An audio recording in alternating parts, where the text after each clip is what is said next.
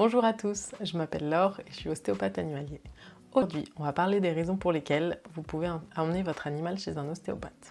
Alors tout d'abord, en effet, l'ostéopathie ce n'est pas que pour les humains. Vos animaux y ont le droit aussi. Le corps de votre animal est très souvent mis à l'épreuve, que ce soit des séances de jeu folles, ou alors des longues promenades, ou alors même les étapes de vie comme la croissance ou la vieillesse. On va en parler tout de suite. Pour rappel, l'ostéopathie est une approche douce et manuelle qui vise à corriger les dysfonctionnements du corps de votre animal et ainsi lui donner un équilibre plus favorable. Commençons par le début. Ce n'est pas encore tout à fait acquis pour tout le monde, mais l'ostéopathie peut être faite en prévention. En effet, pas besoin d'attendre qu'il y ait une boiterie ou une douleur ou un changement de comportement soudain.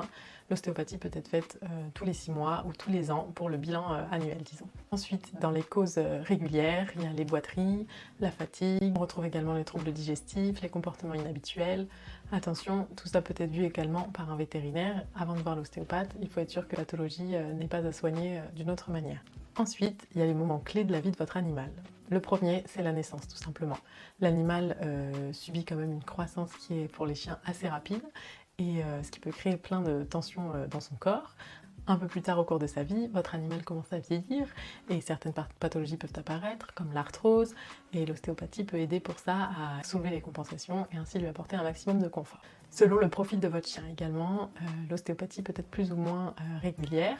Il y a les chiens par exemple sportifs ou alors les chiens de travail, notamment le troupeau, la gendarmerie, qui effectuent un effort un petit peu plus élevé que les animaux de compagnie. Puis il y a les accidents de la vie, c'est-à-dire les traumatismes qui peuvent arriver, c'est-à-dire un chat qui tombe d'un balcon, votre chien qui a une chute aussi, ou une opération, et qui pourra nécessiter d'ostéopathie derrière. Faites attention au changement de comportement. Si votre animal n'a rien d'habitude et que vous commencez à le caresser sur une zone, et qu'il est plus douloureux, qu'il n'est pas content, que vous voyez son regard envers vous, cela peut signifier qu'il y a une douleur, ou également au changement, si votre chien monte sur le canapé toujours, ou alors dans la voiture et que du jour au lendemain il veut plutôt monter une marche, c'est peut-être qu'une douleur se cache par là.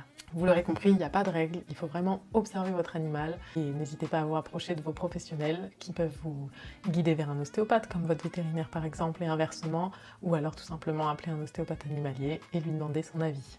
Merci d'avoir pris le temps de vous cultiver pour le bien-être de votre animal, à bientôt!